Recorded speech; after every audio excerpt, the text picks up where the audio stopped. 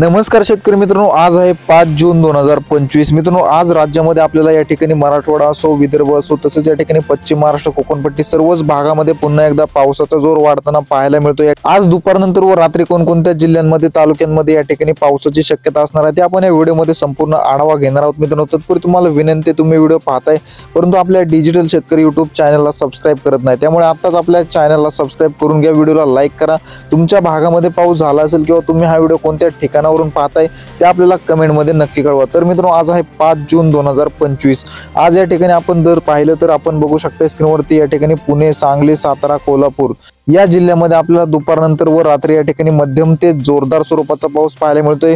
या ठिकाणी खेड, चाकण, शिरूर, मंचर या भागामध्ये मध्यम ते जोरदार स्वरूपाच्या पावसाची शक्यता ही दुपारनंतर पाहायला मिळते।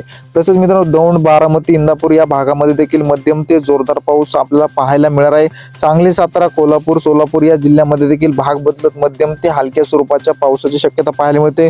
सोलापूर जिल्ह्यामध्ये आपण बघू शकताय करमाळा, इंदापूर, बार्शी या भागामध्ये आपल्याला जोरदार स्वरूपाचा पाऊस हा पाहायला मिळणार आहे।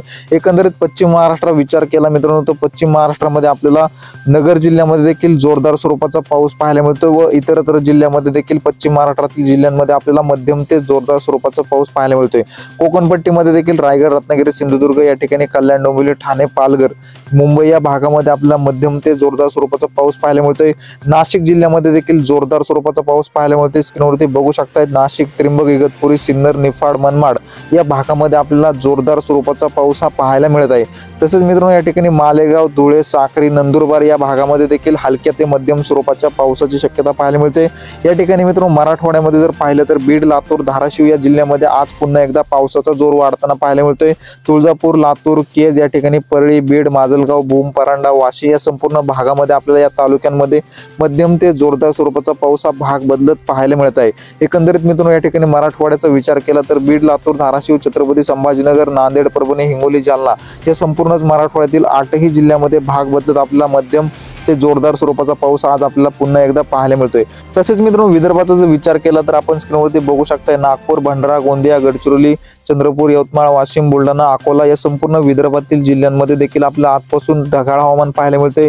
तर काही भागामध्ये पावसाला देखील सुरुवात होताना पाहायला मिळत आहे। मित्रांनो, हिंगोली तसेच या भागामध्ये यवतमाळ, वाशिम या ठिकाणी आपला मध्यम ते जोरदार स्वरूपाचा पाऊस दुपारनंतर पाहायला मिळू शकतो। एकंदरीत मित्रांनो, संपूर्ण महाराष्ट्राचा विचार केला तर काल या ठिकाणी पश्चिम महाराष्ट्रामध्ये पावसाचा जोर वाढला होता, परंतु आज या ठिकाणी विदर्भ, मराठवाड्यामध्ये देखील पावसाचा जोर आपल्याला वाढताना पाहायला मिळत आहे। हवामानामध्ये अचानक बदल होत असतात मित्रांनो, आपण आपल्या डिजिटल शेतकरी YouTube चॅनलवरती पावसाचे नवनवीन व ताजे अपडेट घेऊन येत असतो, त्यामुळे तुम्ही चॅनलला सबस्क्राइब करून ठेवा, व्हिडिओला लाईक नक्की करा। धन्यवाद।